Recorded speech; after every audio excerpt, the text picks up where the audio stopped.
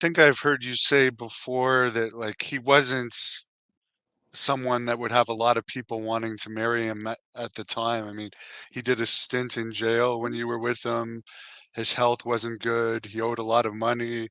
You already brought up you helped him overcome a drug issue, which he may not have actually overcome without your motivation because you have to break the habit and break the cycle of people you're hanging out with and stuff. As you mentioned, you helped change that. So he wasn't exactly the multimillionaire Tommy Morrison coming straight off of Rocky Five at the point you met him. No, that's right.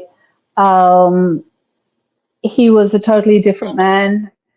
Although I didn't even know him, during his heydays in Hollywood. But we got on really well. We would laugh every single day. Um, I had a lot to learn about, prison and making sure that he had money on his account to call out, attorney's fees.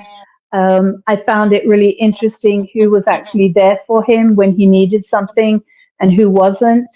And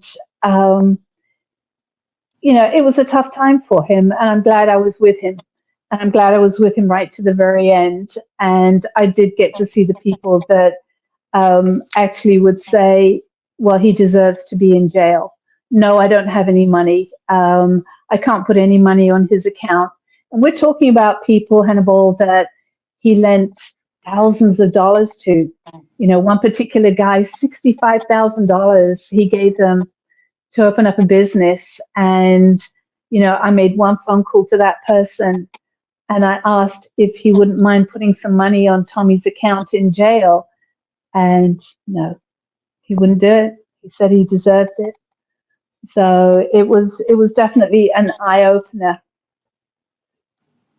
And you're talking about like small amounts of money because for people that don't know, in jail, I mean, I don't know what it's like in the States, but in Canada, it's three small meals spread out throughout the day, probably similar size to a hospital meal or less. And Tommy's a big guy and an athlete. If you want to get extra food, you need to have money put on your books, or if you need paper, you showed the scrap of paper you wrote your note on. You have to pay for paper and stuff. They don't just give that to you. If you need glasses, you got to pay for it. So I mean, for Yeah, people to not be willing to put like $50 on his books is pretty yeah. sad.